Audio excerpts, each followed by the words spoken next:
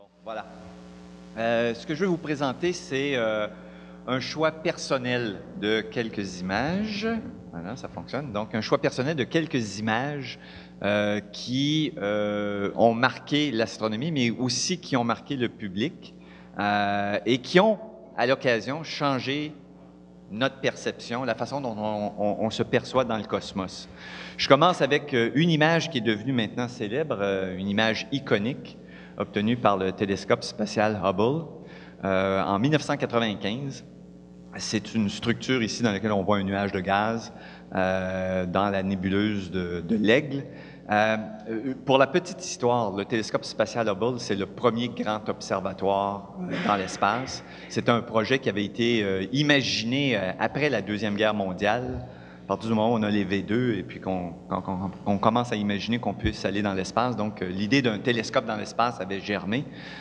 Et bon, ça prendra 45 ans avant de se réaliser. C'est pas le seul télescope dans l'espace, mais donc il a été lancé en 1990. En avril 1990, et en principe, il devait nous fournir des images d'une qualité jusqu'à ce jour inégalée. Malheureusement, bon, probablement que plusieurs d'entre vous connaissez l'histoire, il y avait un petit problème d'aberration sphérique, où en fait, le télescope était myope, il y avait un problème dans le polissage du miroir, et donc les premières années, le télescope ne pouvait pas fournir des images de grande qualité. Et il y a eu une mission de réparation. Le télescope a donc été réparé. On lui a mis une paire de lunettes. Et donc, la NASA et l'Institut du télescope spatial, pour, disons, redorer leur blason, ont décidé de se lancer dans une campagne de publicité, c'est-à-dire de produire des images d'objets célestes, de les présenter de façon très léchée en jouant un peu sur le contraste, sur les couleurs, de telle sorte pour démontrer à quel point le télescope était performant. Et l'image que vous voyez présentement à l'écran s'appelle les piliers de la création. C'est une région de formation d'étoiles, donc et le nom n'a pas été choisi au hasard, c'est-à-dire qu'il y a une référence biblique là-dedans. L'idée d'avoir les piliers de la création, c'est lié à la formation des étoiles. Et l'image est devenue extrêmement célèbre. Elle a été présentée dans les journaux, dans les revues et aussi à la télévision. Et pour compléter la petite histoire, évidemment, on comprend qu'on est dans un contexte nord-américain, disons américain, surtout États-Unis. Malgré le fait que l'image a été présentée pendant à peine quelques secondes à la télévision, bulletin de nouvelles, là, grand public, dans les heures et les jours qui ont suivi, l'Institut du télescope spatial, la NASA et même les postes de télévision ont été inondés de courriels ou d'appels téléphoniques dans lesquels les gens affirmaient, puisque ce sont les piliers de la création, qu'on apercevait le visage de Dieu là-dedans. Et vous pouvez le voir, le visage de Dieu, c'est dans la partie inférieure gauche, il y a une espèce de structure. Évidemment, je n'ai pas de pointeur, là, moi. Attendez une seconde. Ici. Alors, le visage de Dieu, ça ressemble un peu au visage du Christ. Mais donc, c'est vous dire à quel point les images peuvent marquer. Ce type d'image, pour l'histoire un peu plus large maintenant, ce type d'image a changé la donne en astronomie. C'était la première fois qu'on voyait des images d'aussi belle qualité qui avaient été traitées, manipulées et présentées, mais qui avaient je dirais pas subi, ouais, je vais utiliser le terme subi, qui avaient subi un traitement artistique. L'idée étant d'impressionner. Il fallait qu'il y ait une valeur scientifique à l'image, mais aussi une valeur esthétique. Et ça a changé la donne. Il n'y a plus aucun observatoire dans le monde qui produit des images qui ne valent pas au moins ceci. C'est devenu la norme maintenant, que ce soit les télescopes en orbite ou les télescopes au sol, qu'ils soient grands ou petits, si vous produisez des images, voici le nouveau standard maintenant. Et ça change la donne. On peut le voir dans l'image qui suit, ici, où vous avez la même nébuleuse, mais disons un point de vue plus large, où vous voyez la qualité, la richesse de l'image. Ce genre de traitement maintenant a probablement permis de sauver le télescope spatial Hubble. Le télescope spatial Hubble est en orbite autour de la Terre depuis 1990 et régulièrement, il doit être mis à niveau. On change les piles, les caméras, les panneaux solaires, des choses comme ça. Et suite aux incidents,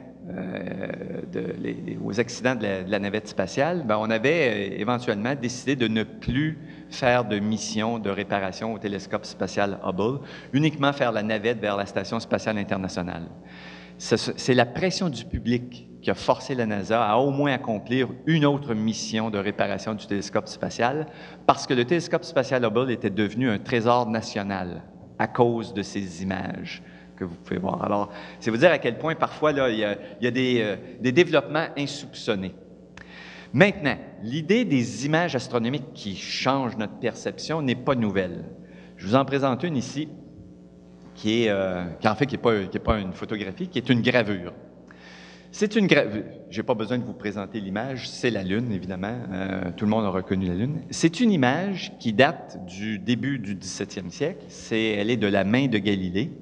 Galilée est le prototype de l'homme de science moderne, c'est-à-dire qu'il il observe la nature, il fait des observations, il fait des hypothèses et surtout, il publie les résultats de ses travaux. Et donc, Galilée va décrire exactement ce qu'il voit. Il dispose d'une nouvelle invention pour l'époque, l'équivalent du téléphone intelligent, c'est la lunette astronomique. Et donc, il regarde les objets et il fait des descriptions. Galilée est en mission à son époque. C'est dans l'ère du temps, c'est le début de la Renaissance. On est en train de basculer de la vision héritée de l'Antiquité pour le cosmos vers la vision un peu plus contemporaine.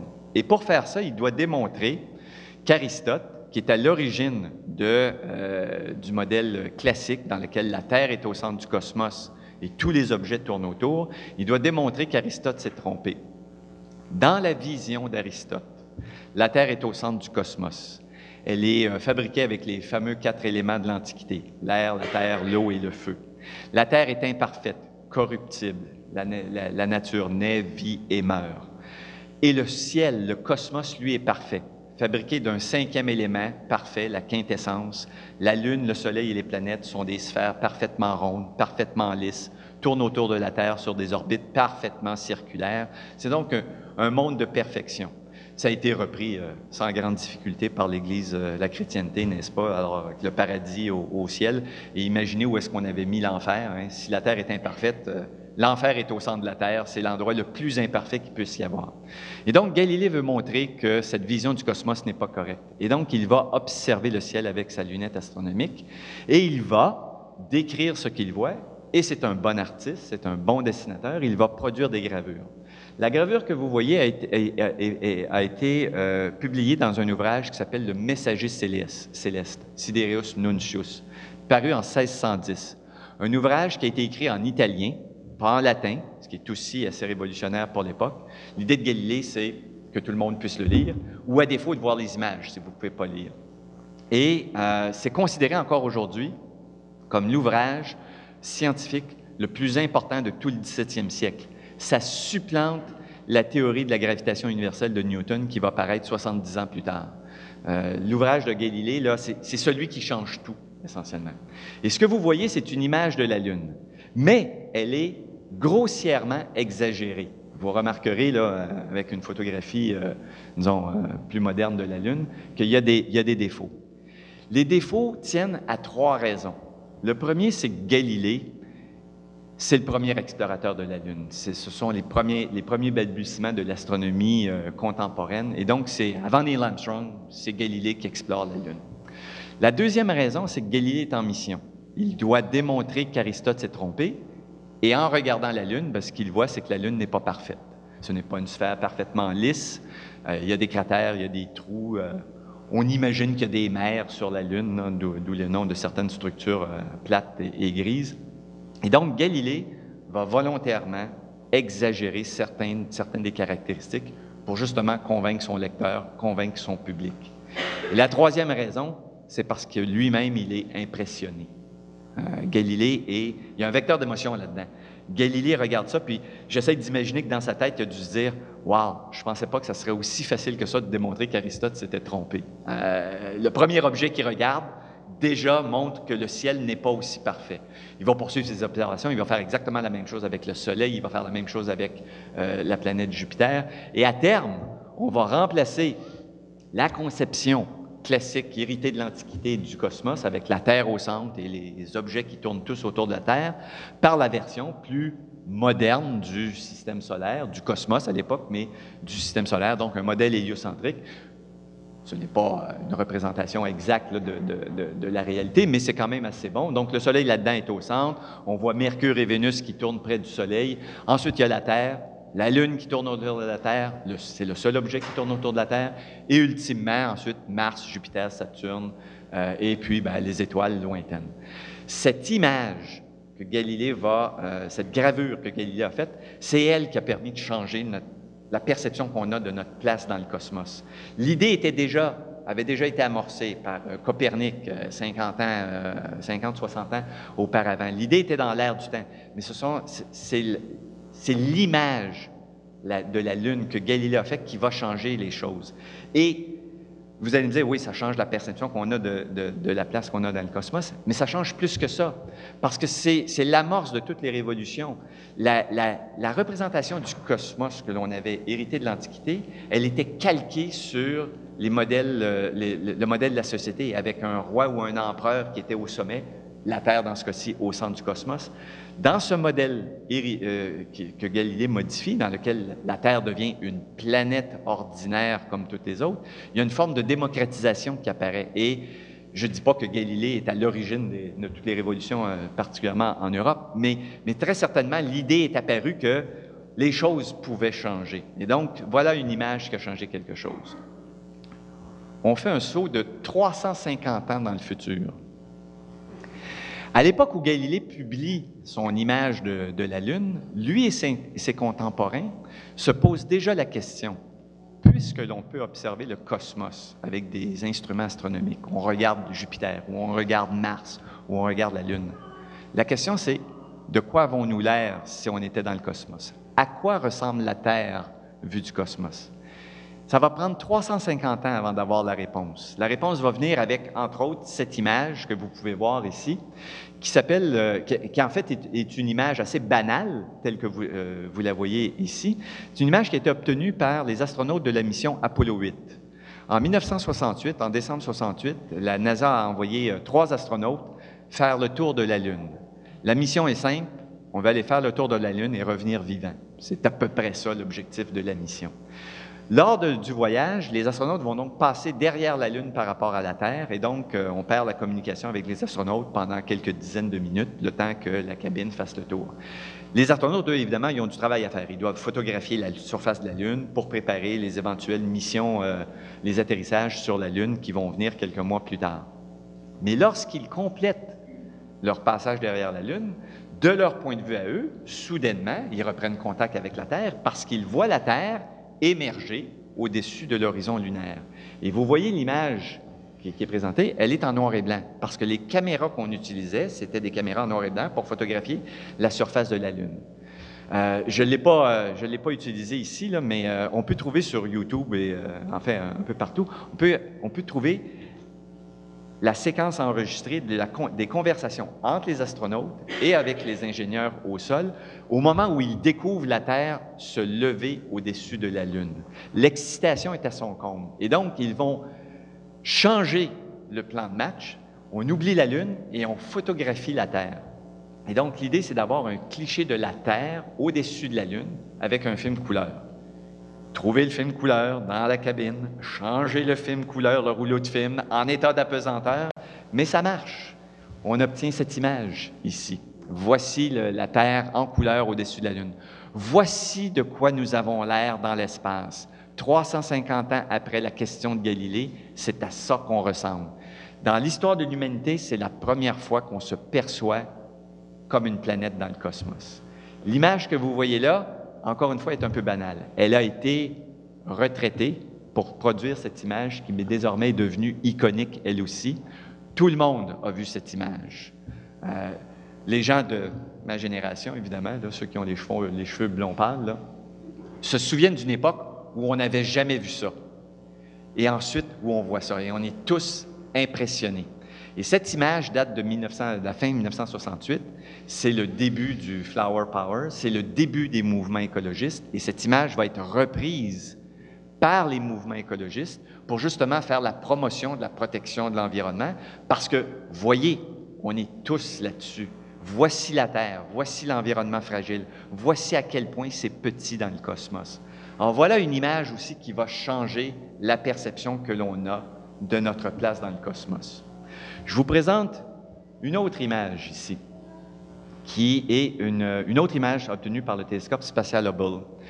Elle date de 2003, si ma mémoire est bonne. Ça s'appelle le Hubble Ultra Deep Field. C'est une image d'une toute petite région du ciel. Pour vous dire à quel point c'est une petite région du ciel, là, imaginez un carton dans lequel il y a un petit trou d'à peu près 1 mm de diamètre. Vous le mettez à bout de bras, puis vous photographiez ce qu'il y a là-dedans dans le ciel. Okay?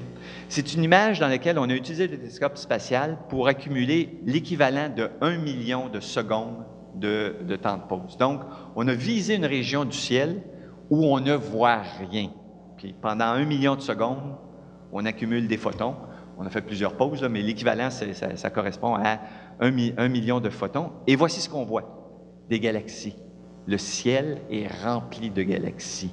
Ça donne la mesure de la vastitude du cosmos, de l'univers observable. Avec des images comme ça, on est capable de calculer combien il y a de galaxies, ou en fait, pas calculer, mais estimer, combien il peut y avoir de galaxies dans l'univers observable.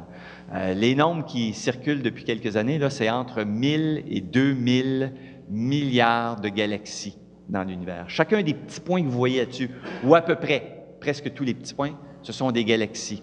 Des galaxies qui ressemblent à la nôtre, chacune contenant 100 milliards d'étoiles. Alors donc, ça donne une mesure quasiment de notre insignifiance, n'est-ce pas? Je veux dire, et effectivement, notre place dans le cosmos, elle est minuscule. La Terre, et je ne veux pas vous laisser là-dessus, là. Je ne veux pas vous déprimer là, avant que vous partiez, là, parce qu'effectivement, on a ce sentiment, l'impression que ça donne, et je présente cette image à plusieurs reprises, c'est l'impression générale que les gens retirent de ça, c'est « Wow, on n'est pas grand-chose, n'est-ce pas? C'est grand et on n'est pas grand-chose. » Je vais vous en présenter une autre qui magnifie cet effet de « Wow, on n'est pas grand-chose. » Voici quelque chose. Pas cette image, mais vous allez comprendre un peu. En 1977, la NASA a lancé une sonde spatiale, en fait 2 sondes spatiales, Voyager 1 et Voyager 2. On a célébré le 40e anniversaire du lancement de Voyager 1 en septembre dernier. La mission des sondes Voyager, c'était d'explorer les planètes externes du système solaire. On bénéficiait d'un alignement particulier, et donc l'idée, c'était de faire le grand tour, donc Jupiter, Saturne, Uranus et Neptune. Dans le cas de Voyager 1, ça a bien réussi, on a fait Jupiter et Saturne, et ensuite, à cause de la trajectoire, la sonde Voyager 1 a poursuivi son chemin, a été éjectée hors du système solaire, et en 1990, en février 1990, elle est rendue à une distance telle que ça correspond à peu près à la distance à laquelle se trouve Pluton dans le système solaire. Donc, très, très loin, quelque chose comme 6 milliards de kilomètres du Soleil et de la Terre. Et il y a un astronome américain, Carl Sagan, qui a l'idée, avant qu'on éteigne tous les instruments inutiles, une fois rendu à Pluton, il n'y aura plus rien à photographier, donc on va éteindre la caméra, on va sauver un peu d'énergie, puis permettre à la sonde de faire des mesures, puis de communiquer avec nous pendant plus longtemps. Alors, avant d'éteindre la caméra de façon définitive, on fait un portrait de famille. L'idée, c'est on photographie toutes les planètes dans le système solaire. Carl Sagan a dû argumenter très longtemps avec les ingénieurs, avec la NASA, de la pertinence de faire ça. Parce que l'argument était, ben oui, mais Carl, tout ce qu'on va voir, c'est des petits points lumineux. Je veux dire, il n'y a pas d'intérêt. Et Carl Sagan était là. Oui, justement, c'est ça le point. On veut se voir tel que nous sommes, vu de l'extérieur. Et donc, vous avez une série de 60 clichés qui ont été obtenus pour imager le système solaire. Et vous remarquerez complètement à droite que l'on voit Neptune, puis ensuite on voit Uranus, puis ensuite on voit Saturne, puis ensuite on voit Jupiter, la Terre et Vénus.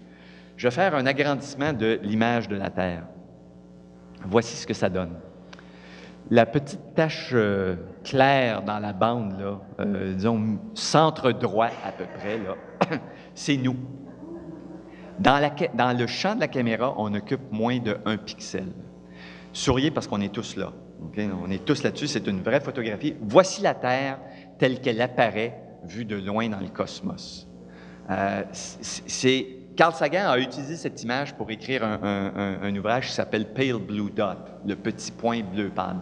D'ailleurs, la couleur est à peu près correcte, c'est un blanc bleuté qui est en fait un mélange des nuages et de l'eau des océans. Il a écrit aussi un très joli texte qui accompagne ça, qui montre à quel point là, que la Terre est fragile, elle est petite. Voici une image qui magnifie encore plus notre insignifiance dans le cosmos. Nous sommes là-dessus. Mais je ne veux pas vous laisser là-dessus. Okay? J'ai une dernière image, mais qui n'a rien à voir. Là. Je ne veux pas vous laisser là-dessus. Ce qui est important de retenir là-dedans, c'est que ça donne notre place dans le cosmos. Oui, la Terre est petite. Oui, elle est insignifiante. Oui, elle est perdue dans une multitude, une mer d'étoiles et de galaxies. Mais voici le seul endroit où nous savons que la conscience existe. La Terre est le seul endroit, jusqu'à preuve du contraire, où on sait qu'il y a de la vie, et cette vie est intelligente, et elle est consciente. Le cosmos existe et est conscient de lui-même à cause de nous, parce que nous sommes là. Nous sommes peut-être insignifiants, mais parce que nous avons 1,5 kg de matière grise entre les deux oreilles, nous sommes capables de comprendre le cosmos. On fait les grandes lignes, d'imaginer. On peut même imaginer notre propre histoire et notre propre place. Et ces images servent à ça. Non seulement elles donnent la mesure de l'homme dans l'espace, mais elles montrent aussi à quel point nous avons fait un progrès remarquable. Alors, je vais m'arrêter là-dessus, parce que je m'étire, je vois le temps passer. Je vous laisse sur une très jolie image que Guillaume reconnaît ici, qui vous montre la Voie lactée avec le Mont Mégantic, et puis on prendra les questions à la fin. Merci beaucoup.